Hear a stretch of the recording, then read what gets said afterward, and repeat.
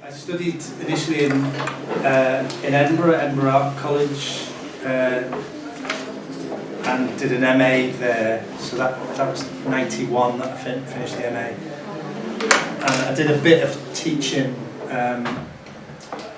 fine art course. Well, when I was a student at Edinburgh, there was some life drawing teaching and so on, drawing teaching that I did, which was incredibly useful because then I had teaching experience that I could then maybe apply for jobs. So I got a job at a fine art course at Staffordshire University in Stoke-on-Trent. So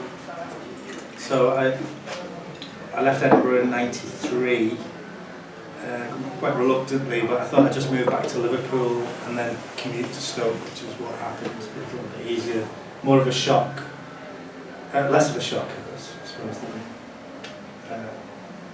moving straight to Stoke-on-Trent, which I eventually did because the commute was a hassle. But so these are some of the last paintings that I did, which were kind of conceptual, sort of text-based works, really. To do, I don't know if it's even possible to read in this. It says, large banner on one side, a painting representing the massacre of Peterloo. On the reverse, on a black ground, the inscription, "Murder demands justice. Operative 6 abreast." So that's an actual description from a historical document of a banner at Peterloo, well, some weeks after Peterloo. So I was kind of interested in attempting to sort of approach the idea of representing historical moments in some way, but with the knowledge that it's impossible to retrieve a moment like that. I mean, there's lots of, if you go to, there's a hotel in Manchester on the site of the Peterloo massacre. It's the Radisson Edwardian Hotel, and they've got a sort of mural of Peterloo, and a figurative mural of people scrambling around in the field. And that's kind of one approach, but it's a kind of ridiculous representation. And in some senses, it's more powerful with any historical moment to suggest that the viewer can somehow reconstruct it for themselves and leave a space for that, rather than attempting to, fill in all the blanks. And so maybe some of the ideas of these paintings have kind of carried, certainly the interest in history or attempts to represent it have carried on. But I'm already talking too much about individual pieces here, so and some of the other paintings that I did at the time. So I was teaching at Staffordshire University at this point.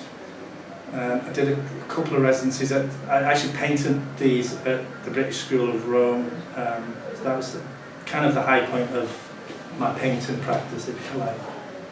And then when I was at Staffordshire Uni, myself and there's another two lecturers, a guy called Mark Durden and David Campbell, who I've known for quite a while in Liverpool. We were all a bit sort of fed up with our own practice in a way. We'd all kind of got into a bit of a cul-de-sac, so we thought about collaborating and making work as a group. So we, myself and David initially formed this group called Common Culture, and we made some works. That's a catalogue we showed at the Cornhouse Gallery in 1999. And that show was sort of loosely themed around takeaway culture, if you like, but with a sort of reference to minimalist sculpture. There's lots of play with, the relationship between so-called low culture and high art, and it was a kind of simple joke in a way. Paul, did you make that together? Did you do that together, or was that, because I remember seeing that show? Common Culture show. Yeah, I think some of those menus were in the first biennial, or the independent at Static Gallery, actually. But was that piece a collaboration, or was it the show that was a collaboration? Oh no, all of the pieces were Common Culture works and were collaborative works, yeah.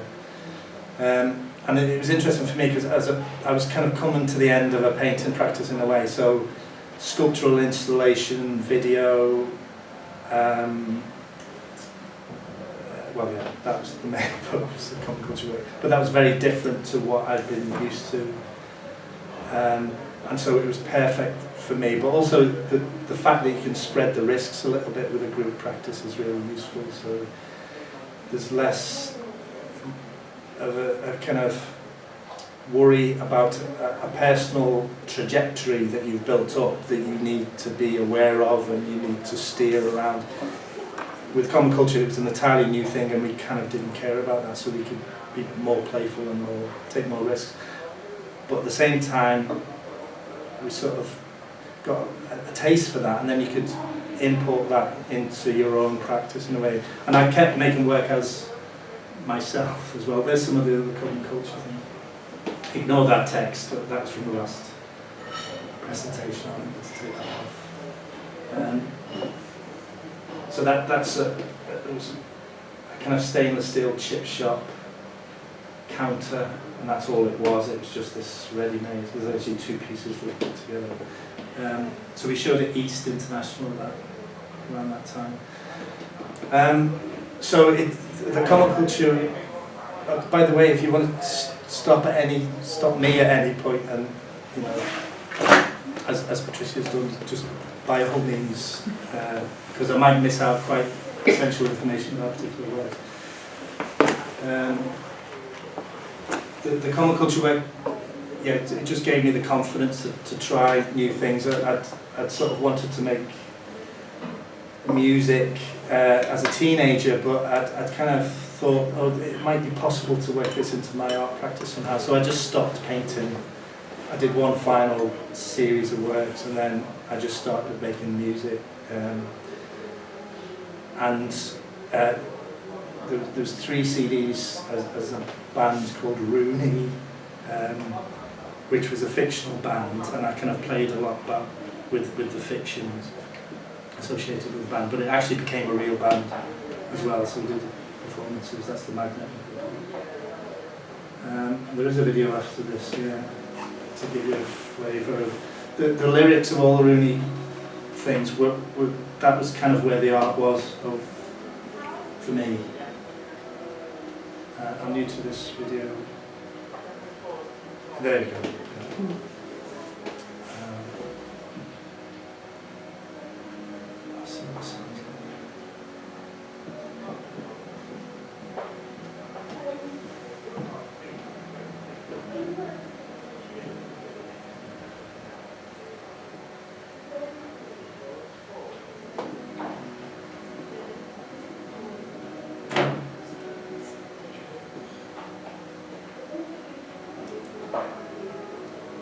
Is it working, Paul? Doesn't seem to be. Describe the sound, imagine it. Yeah. It sounds quite important. Good, yeah. Oh, there you go. Sorry, Paul. I could give it another go.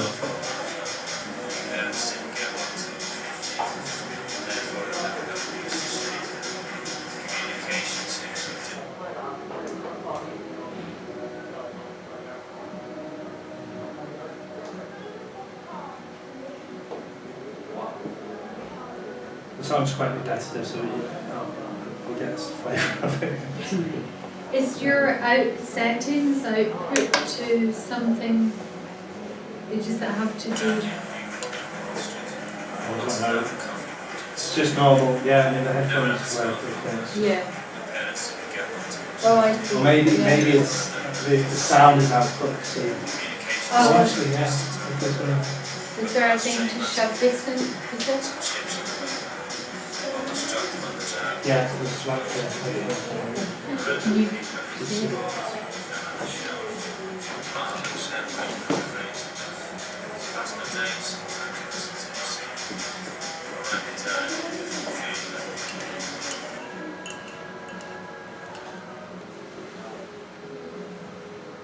No.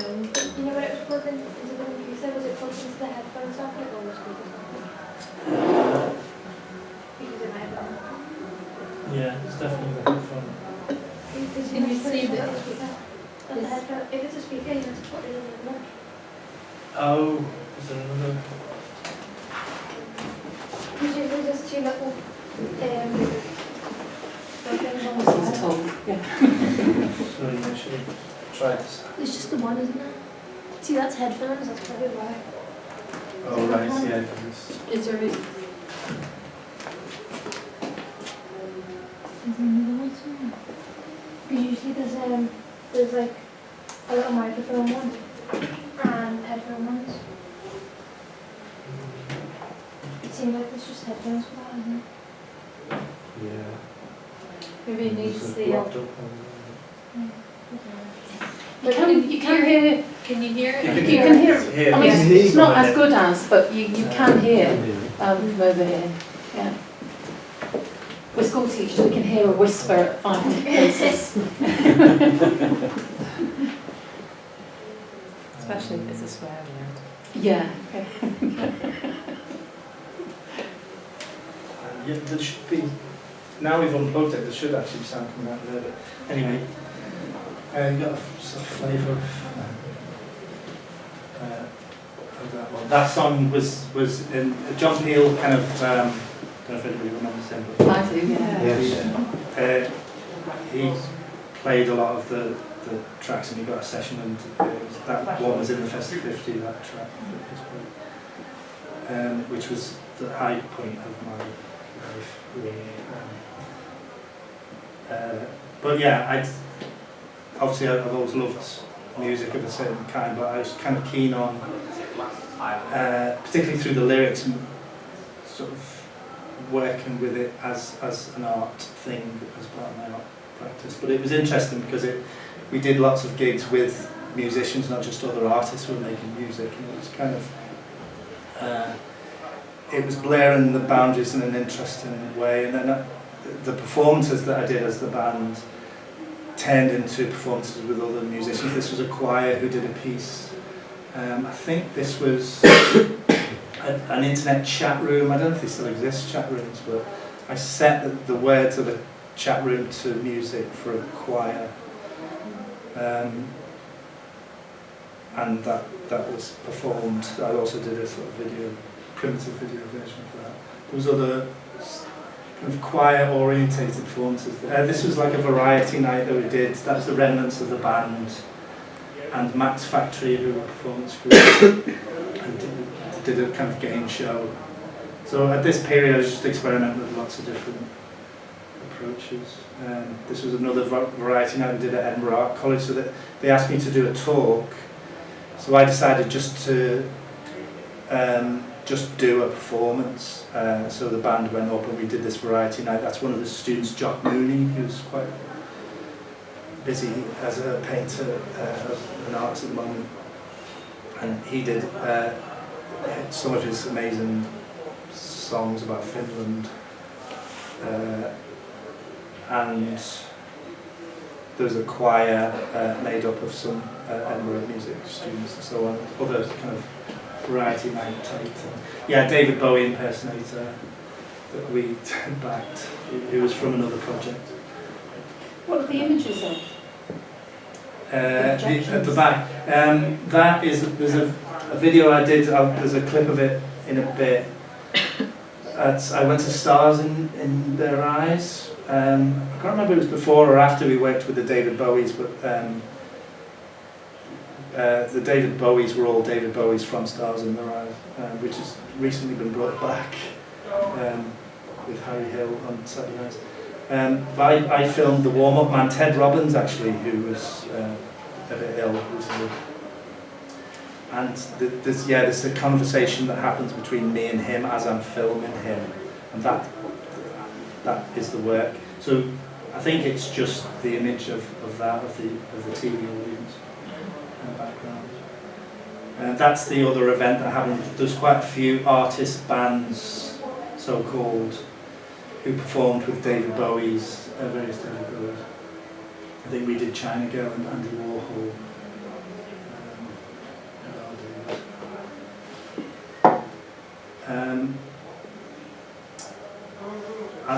I'll talk a little bit about this and then I'll whiz through a little bit more. the lyrics to the Rooney songs were all very mundane kind of observations. Towards the end, I got interested in not only my own mundane existence, but other people's kind of experiences, maybe doing particular jobs, for instance. So this project involved a big issue seller who I asked to just describe a day at work, or a day selling big issues. And then I set fragments of this text for a choir's musical piece, and then the choir performed it on his pitch, his regular pitch, which was outside Tesco's, which that still exists, doesn't it? Played Square in Liverpool. So that's one of the first sort of commissions I got in this new role as a kind of music stroke sound artist. And by that point I thought I was also applying for and actually getting residencies. So the Max Factory performance was in Dundee, a residency in Dundee, and then I got one at Tate Liverpool and then some others. So I sort of thought I could just stop the teaching and then see how it goes, and then I just had to resign teaching after a while because they wouldn't let me just keep the job open, sort of thing. So I haven't gone back to working. So I've managed to just keep going through, mostly initially through residencies and some fellowships at universities and so on, and through commissions. This is another commission around that time. I'll give you a sense of the sound. This is a kind of pseudo choir sort of piece.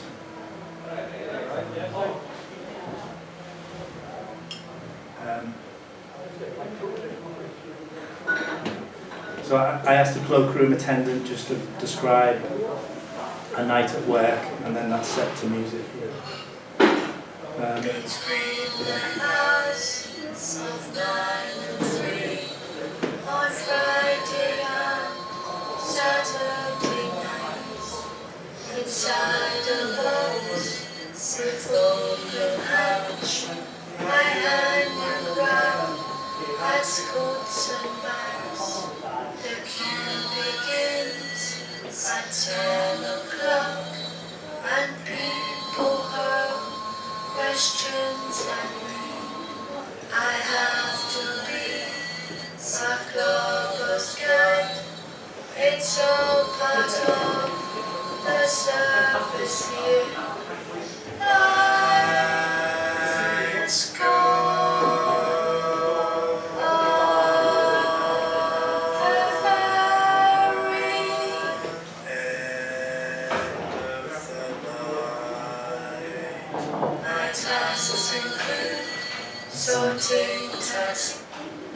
A lot of these things are on YouTube or Vimeo and stuff like that, so we get to get an idea of the full versions. That's only a 2-minute piece.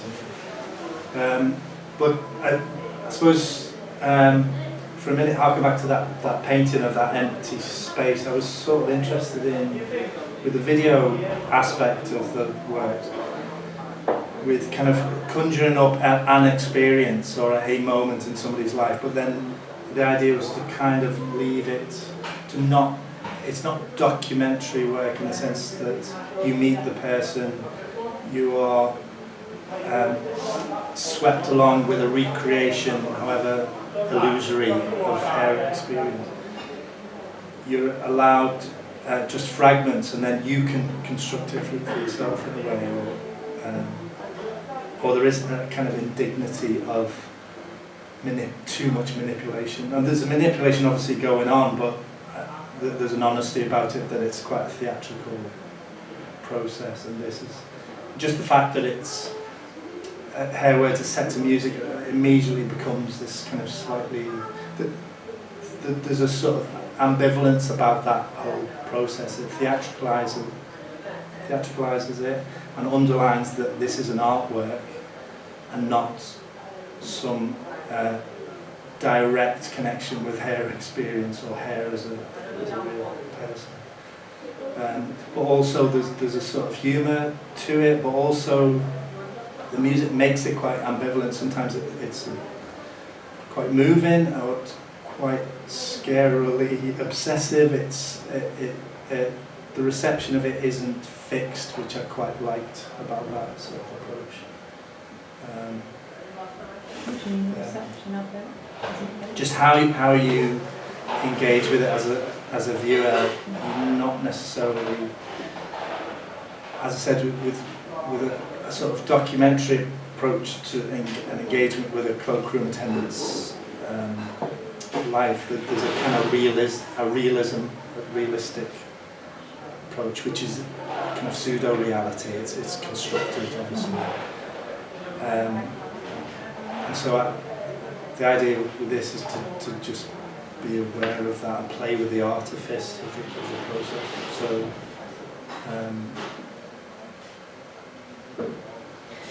yeah, does that answer the question? Yeah. To get that initial material, is that relationship really fundamental, to how? Not at all. It's really, it was never about me as an artist and this behind the scenes kind of relationship. Obviously, No. kind of, in the case of Melody Hook, and the way the commission was set up in Gloucester, I never even met her. They just kind of channeled this information to her, and she gave me a text. And the Big Issue Salad, that was more of a relationship, but it was that's never about, it's not relational work, and it's about the process. It's about the art Work. experience and the Yeah. art work. That's why it's kind of playing about with the theatrics of it in some ways, and I kind of sort of continued that interest a little bit. So this is a call centre conversation that was transcribed between a call centre person and who I did meet, but very briefly. But we had to get permission to record the caller. Because they do it anyway for training purposes or whatever. They always let you know about that. So I turned this into a kind of duet in the form of a kind of love duet. It was just a call about losing a Sainsbury's loyalty card or something. So that was performed in Dundee. I went back up. That was after the residency that had I haven't actually got the Juliet clip on. As a contrast, there's another project I did around that time, working with a speech and language therapy patient. So that was more of an in-depth kind of relationship with her, Louise Holden, and I interviewed a doctor. She was quite religious, so I got already the works were slightly resonant of hymns and other forms of kind of religious communal singing. So I got a psalm text that was quite appropriate. I can't remember which psalm it was, and then interspersed Louise's words talking about her treatment. Her speech therapy, so that's Louise. This was for an organisation called Outreach in Scotland, and this was Livingston. But it was quite unusual in the sense that it's normally, I was actually kind of more interested in the isolated, quite fragmentary moments of this person rather than, as I said to you, Patricia, a sort of a wider relational context for the work. That was at Tate Liverpool. It was performed.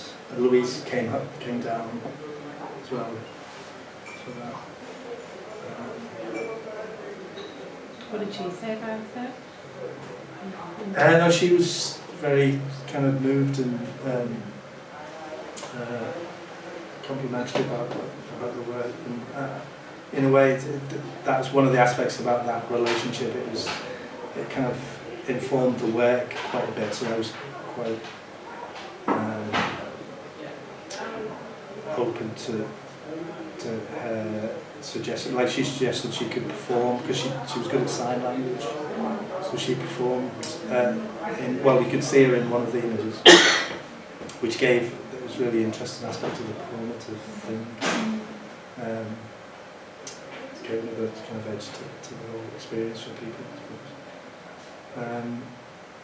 How are we doing for time? Because I'm overdoing all of the earlier work. You're fine. It's not 15 minutes? just go for as long as you can. Okay, if I'll you whiz can through. manage. These are some more performances with bands. This was in Birmingham. I was in Grisdale. I did a rock opera that toured around with a project called Road Show. So I was really kind of just trying things. This was the performance, one of the performances. There was 3 performances in the middle of fields in quite rural locations, in the middle of Wales and Grisdale itself, and Licky Hills, which is in Birmingham. Is Carrie Hand involved in that one? She was at Grisdale at the time, yeah. Kathy Butterworth is in this, if anybody knows. There's a few Liverpool personalities.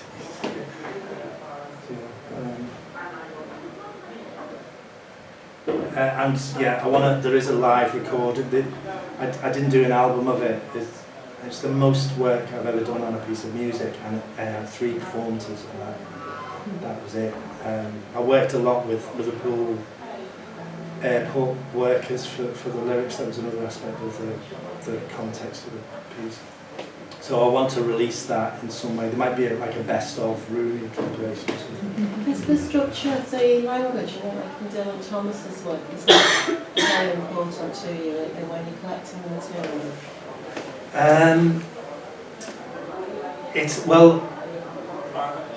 Usually with the material, it's. I think mostly I was interviewing people and then either transcribing it myself. So more in what you did with the material? Yeah, I was totally manipulating it into these kind of poetics. Well, yeah, I suppose they were quite rigid structures, the pop song structures, or choral song structures, but they were basically folk songs in there. But the language was kind of basic and quite simple, but I was already starting to write longer form pieces at this time, and then that's kind of, it ended up, I've done a kind of book of short fiction, which everybody can have a copy by the way, but I want those. So yeah, language became more and more important, and the artifice involved in language itself rather than just a process. Taking some found text and manipulating it and turning it into something else. The actual, how you can play with different forms of language became quite important and interesting. In fact, that's what we could.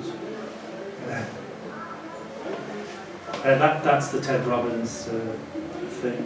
I was basically just filming the audience, and he forced me to come and have a conversation, and then I made this video with a voiceover describing the experience for me, slightly philosophical. So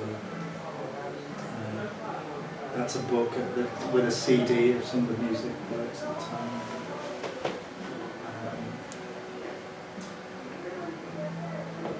Yeah, I don't know how much time we've got to. Okay, yeah, that's. I suppose it's appropriate to talk about this one. This was similar to the other pieces I've been talking about.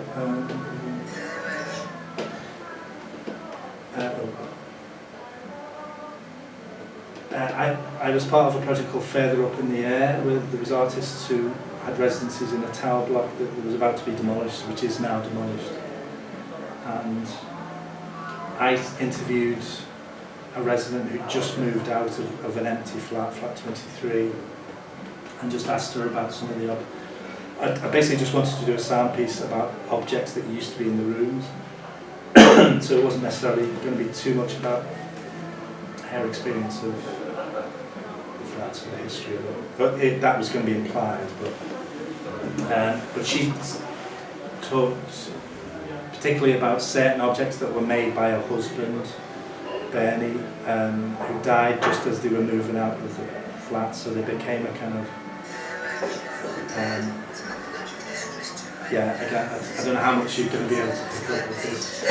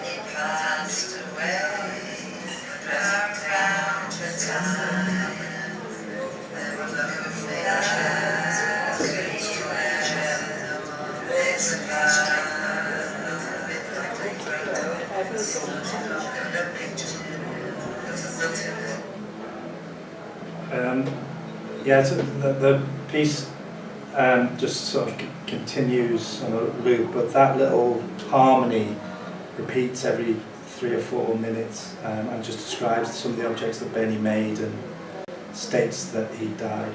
So it became a sort of, the intention was it was going to be a memorial to the flats and a kind of very general memorial in some ways to the lives that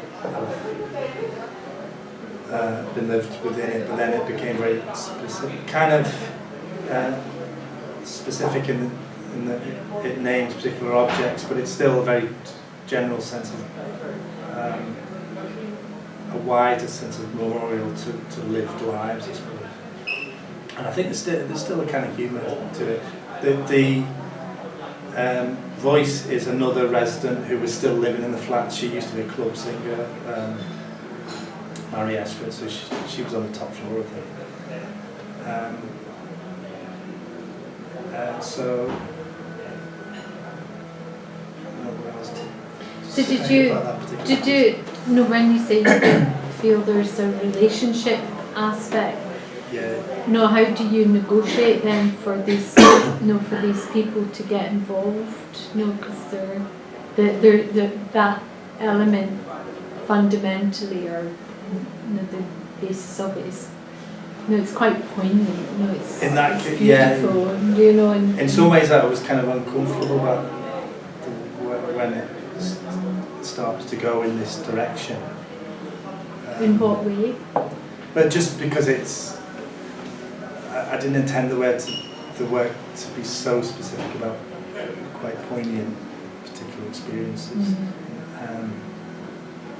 But I think there's still a sense of a distance from it, or a kind of relationship between the poignance and something else, something more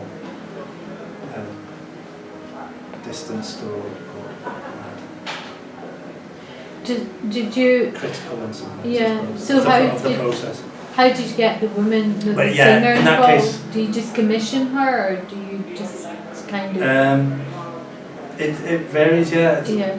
Usually, I always used never the person who might have been interviewed or who described the situation, I always use somebody Yeah, else. to distance. But usually it's sort of an amateur singer, not even the choirs were sort of amateur choirs usually, Yeah. apart from once or twice. In the case of the Feather Up in the Air, the whole point of the project was to kind of work, well, you didn't have to work with residents, but they were kind of keen. There was a sort of core of particularly older residents who were still around and were moving out and going to be housed in these bungalows eventually. And they were sort of keen to do things or just be involved or whatever. So that, in that case, it was sort of easily facilitated. In other situations, I have to kind of go. I just got interested in the idea of an airport or travel, so I just went and phoned up the local airport, Robin Tudor, whoever it was, and he sort of organised everything. So it just depends on the situation.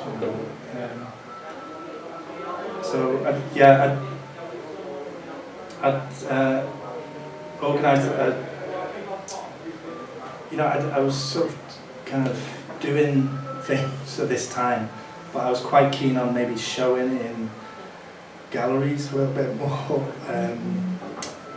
And so rather than sit around waiting for people to ask you to do things, quite often you just have to do things yourself, really. So I curated a show called Past the Time of Day with some of the artists who I was interested in, but it was basically kind of a way of working through some of the ideas that I had, that I was working on anyway. It was sort of about my own work anyway. I'll go back. So that was I think it was at Angel Row. That was my video piece, which was similar to the Flat 23 work.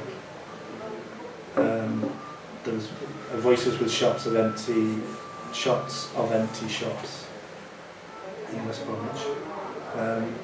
But all the artists worked with music that had some relationship with the everyday in a general sense, or mundane subject matter, and I was kind of interested in, rather than just doing a show about artists and pop music, which wasn't that interesting. There was already kind of shows happening or later happened about that. I was interested in a kind of specific relationship and what music was doing. There was bands called Arab Strap, were part of it, who kind of inspired some of the Rooney work. Kevin Coyne was sort of in it, but he was in a Pipotti List video as well, on the soundtrack. But Rodney Graham, but it also Mark Leckie was in the show, Susan Phillips and so on, and Phil Collins, who had met in various projects, and so it was a way of doing a good show, but also because of the other artists in the show, venues were interested in showing it, and people were interested in going to see it as well. It's a crucial thing. These just some books that I did a short story for this publication. That's a collaborative project. At this point, I'm starting to get interested in just writing as a form of work in itself. So I kind of curated a lot of short stories, and then Leo Fitzmaurice curated some images for this book, but it was more complicated than that, I suppose. Or more cross-disciplinary than that. I had a show at Matt's Gallery, and that's a publication that I did with a text in it. Sort of about a documentary that I saw, a Chilean documentary. I can't really,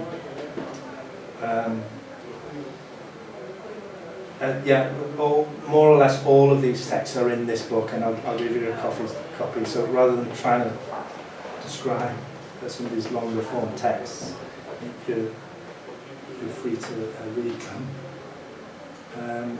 I did a vinyl record that was broadcast on Lancashire radio. So rather than talk too much about, I need to get towards a sort of more recent video. Yes, are you moved by or kind of inspired by language, by text, or and music? Yeah. You know, which is it both music and text and language? It varies. I mean, this piece, this isn't a story in Lancaster. It's it's the only time I've actually installed the text in a kind of environmental sense, but it's a fairly long sort of piece about a vinyl. There's basically this fictional conceptual artwork. I don't know if you can see here. Then there's a gallery commentary about that, and then the vinyl lettering technician has added his little comments that are numbered in the text. And there's this sort of narrative that develops from that. So that's got nothing to do with music particularly. I mean, some of the video works that I've done are kind of not even, they're basically sound works that just have video attached. So some of the written pieces are just written text for publication. It just depends on the nature of the subject. And I still quite often use a found source for the work, some kind of found text, but I sort of rarely, there's just so much kind of material around, particularly if I'm commissioned by a museum like I was recently to maybe work with some of the objects and make a piece, then it just involves a lot of research in the archives of the museum and just more general, wider research.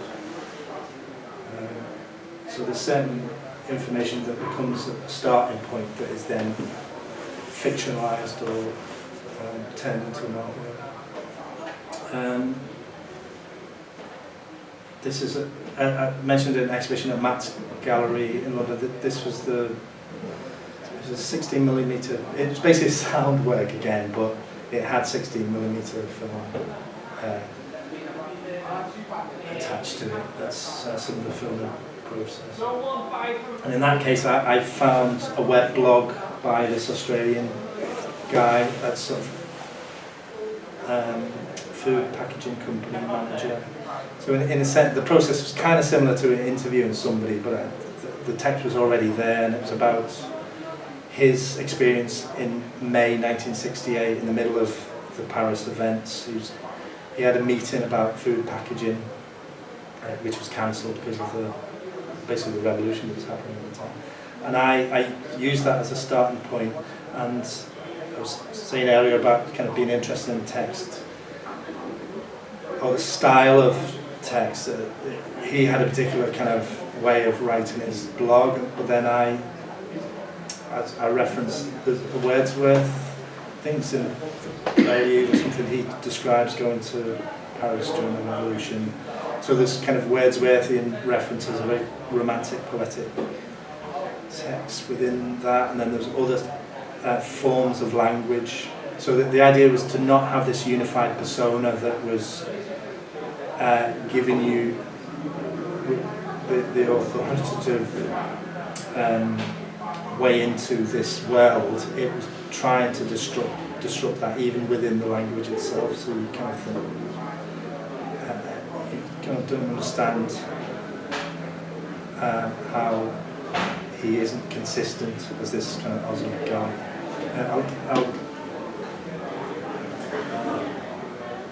I'll give you a little clip of it in a second. We filmed it in a Loughborough University drama studio with some drama students, but the work was basically made as a sound piece, and they just kind of illustrated it. And we filmed it in 2 days, basically, with lots of props. But because the subject was 68, so that there was, I was already interested in artifice anyway, but films like Godard's Le Chinoise and so on were about, you know, questioning the processes of filmmaking. So I think this is a little like, say, from the middle of the piece sort of to the end. I just can't really. Life is limited, so but through acting, we can experience more than one life. We can experience others' life, and through this, I think I can find a chosen. Yeah, so some of the students just talk about acting for a little bit, and then it's probably a bit too quiet.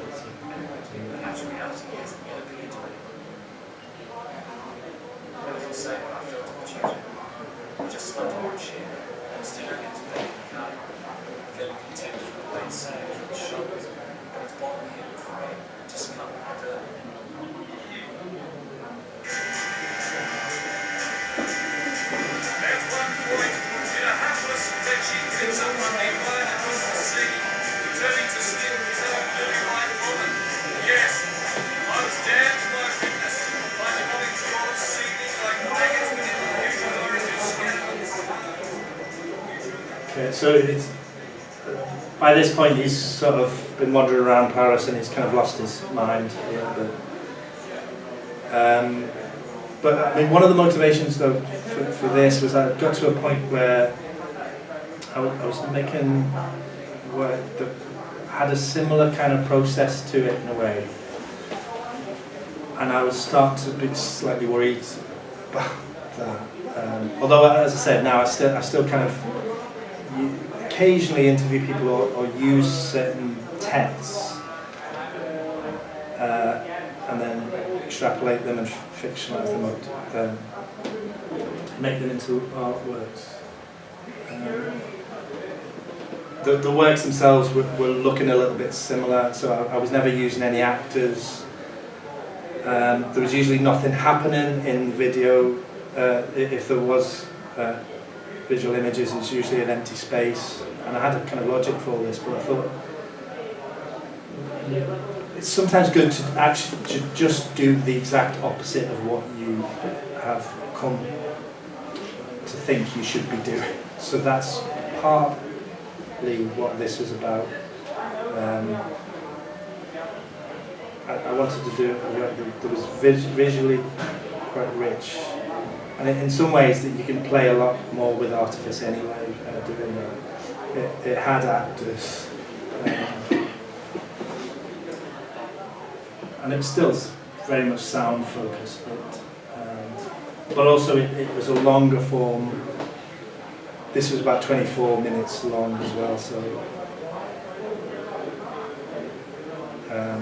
there was a longer sort of narrative experience which I wanted to explore as well.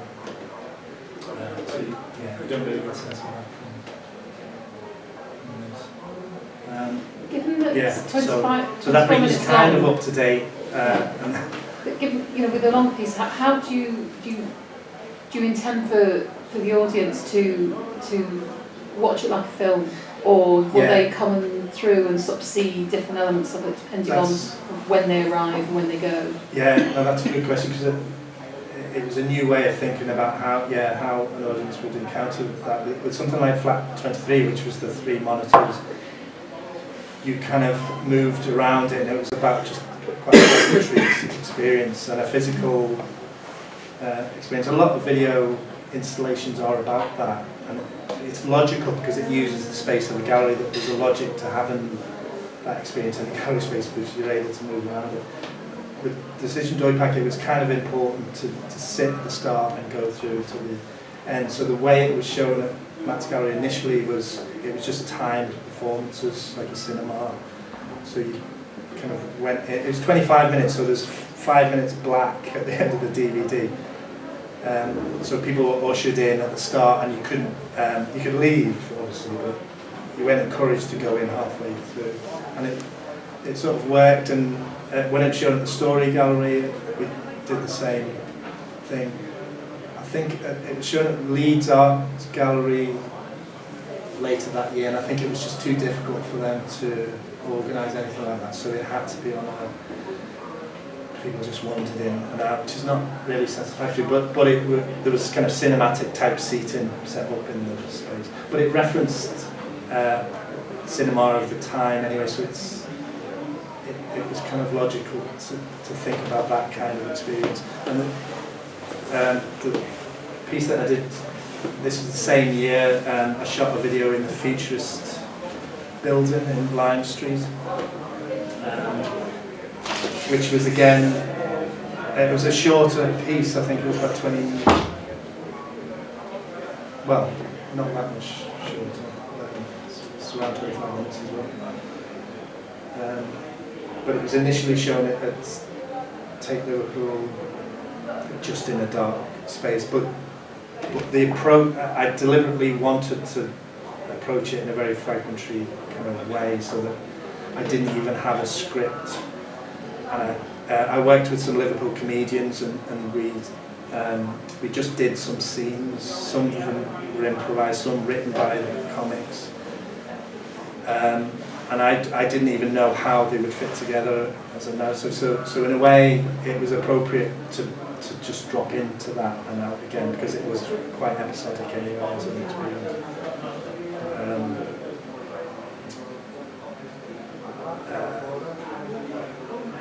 Yeah, and that, in a similar way to Decision Dog Park, the approach to that, the Futurist one, was in a way to think about a space, and then everything else came out of that. So some of the ideas about cinema, dereliction and so on were dictated by the space itself, but also it was visually led, in the sense that the look of the environment became the piece in a way, rather than it being led by the music or the text or the script, which I tended to do.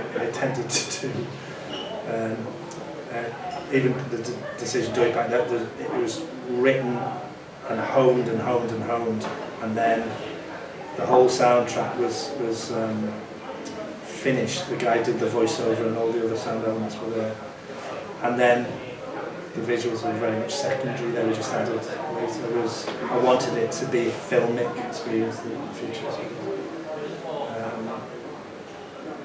So I mean, it was still, this is about 6 or so years ago, but I mean, I could just play another excerpt of one more piece, but maybe a more recent one. Yeah, that'd be great. Do you do all the filming yourself, Paul? It depends. Yeah, with the Decision Doig Pack one, it was in 16mm, so I had to get a cameraman who knew what he was doing. This guy called John Adderley, which is quite expensive. He works with Tester Dean, he does all of the films. And I've not used 16mm since, but it was quite appropriate for that. And are you kind of, do you think you're in control of your own destiny and path, or do you go for the opportunities, and does that kind of like commissions and residencies, and does that kind of steer sometimes your course, or are you quite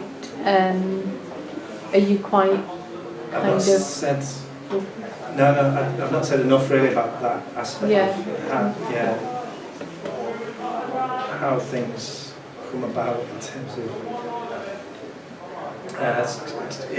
There was a period around this time where I was just being asked to do things, and then there was a bit of a hiatus where we bought a new house, and I basically worked about 2 years on this house, and things kind of stopped getting asked to do things as well. Things kind of dried up a little bit, and then things have, because I've started to focus there. I got a website last year which I'd never got round to before. It's not necessarily the reason, but things have picked up more in terms of commissions. But in some ways I kind of enjoy, and I've got used to being asked by people to make a piece of work for this context.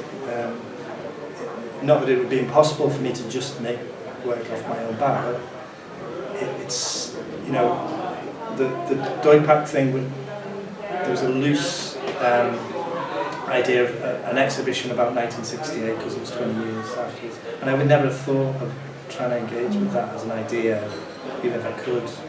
But I thought, well, yes, I'm kind of interested in history, or I have been in the past. The tape one, the futurist one, was,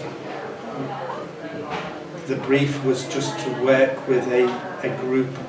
I think all the artists in the show, it's called Fifth Floor.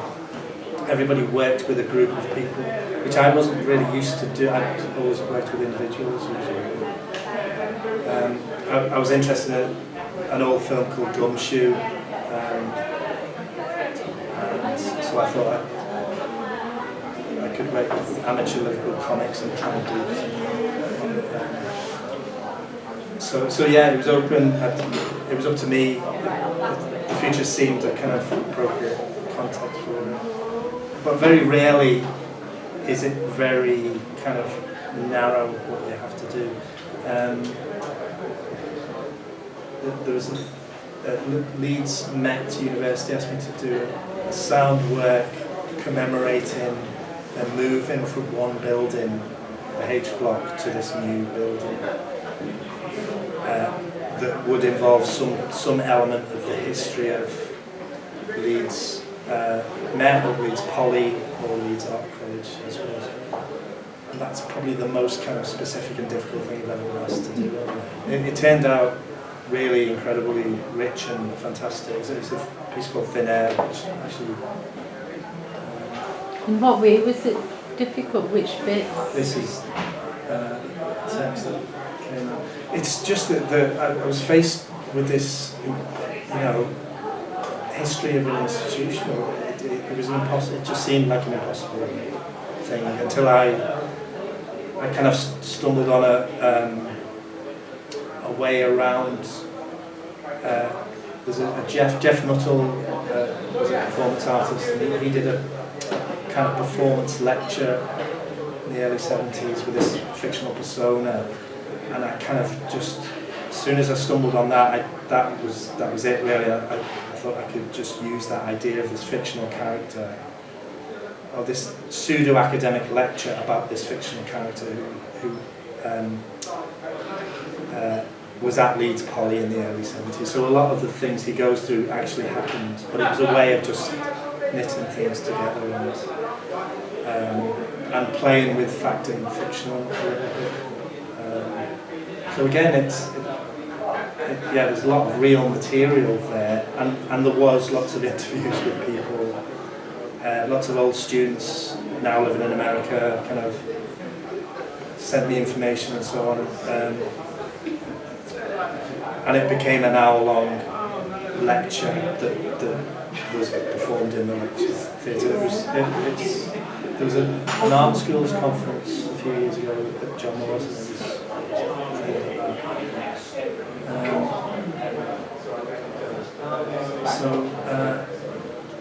but yeah, it's one of the best works I've ever done, and there was no way I would have thought of making a piece of work about Leeds Poly in the 1970s. Similarly, a recent thing I've just finished is Cambridge University Museums asked me to do something, so I picked 7 objects from the museum, Fitzwilliam, the Anthropological and Archaeological Museum, and it just, I created this sort of narrative that connected some of these objects to some of the characters associated with Cambridge, Sid Barrett, T.C. Lethbridge, and various other people. And it's actually opened up a whole new world of paganism and Neolithic stones, and just lots of kind of areas that I'd never even thought about as potential areas for making work, and potentially that's going to be where I'd go in some ways, possibly with the next project I'm going to do. So, Yeah, so, okay, well, I'll try and, this is some more images from thin air. It was a kind of slide show, basically, with this fictional professor giving a voiceover or a lecture.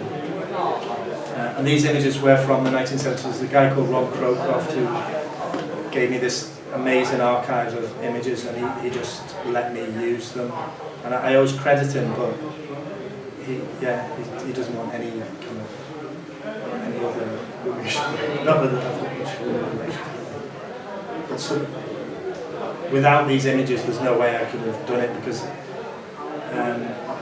the image of Ron Crowcroft himself is the fictional character Robert Smithson, who's Robert Smithson, Alan Smithson.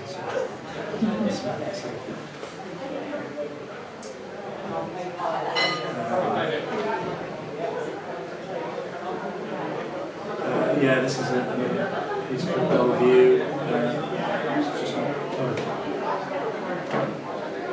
It's not possible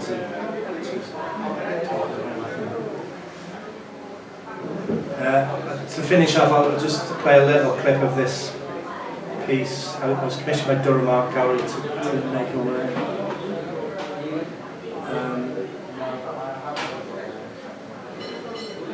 Which became this two-screen piece. There's no sound really. There's a little narrative or conversation that happens between two. The subtitles on two separate screens.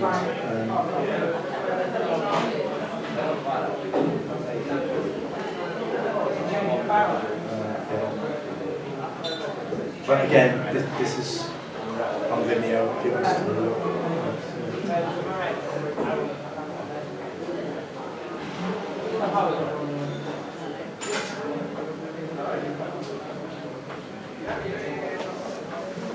I suppose it's kind of logical to finish off with this, because I shot the left side screen in 2001 at the start of this kind of career, if you like, of making this kind of work on a residency in Durham. And then I made a piece of work that was kind of failed in a way, or just didn't, I wasn't sure why, but it just didn't work. So I decided to try and remake that piece somehow.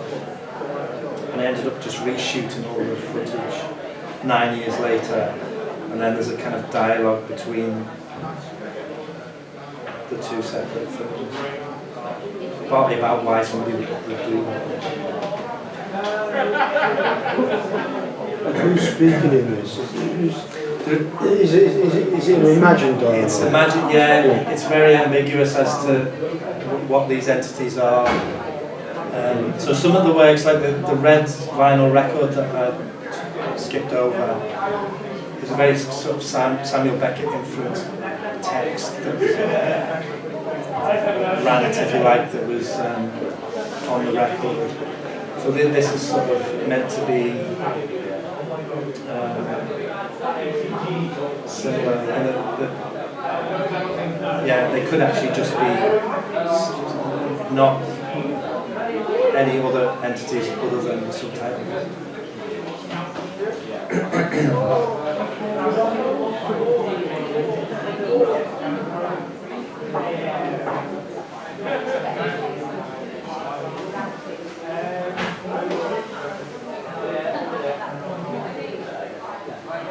Also, the Arts Council just purchased this work brilliant. this week or last week. Oh, really? I'm celebrating. Excellent. Yeah, for the collection. So how does that happen? What happens? It's a good question. In the past, I've applied. You used to be able to send work to the Arts Council collection, and they would judge it. But this time, the head of the committee contacted me and arranged it. It was a kind of studio visit. It didn't take place. It was too much for them to come out to Eggborough. I did it in a sort of lecture theatre in town. And then there was no guarantee. But I think they were keen to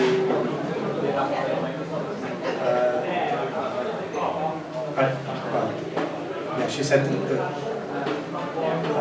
it would be good to sort of collect artists who are in the regions a little bit more. Obviously, because a lot of the Arts Council collection exhibitions go to venues around the country where there's this collection. Makes sense. But yeah, no, I wasn't expecting anything to happen because lots of things have happened like that.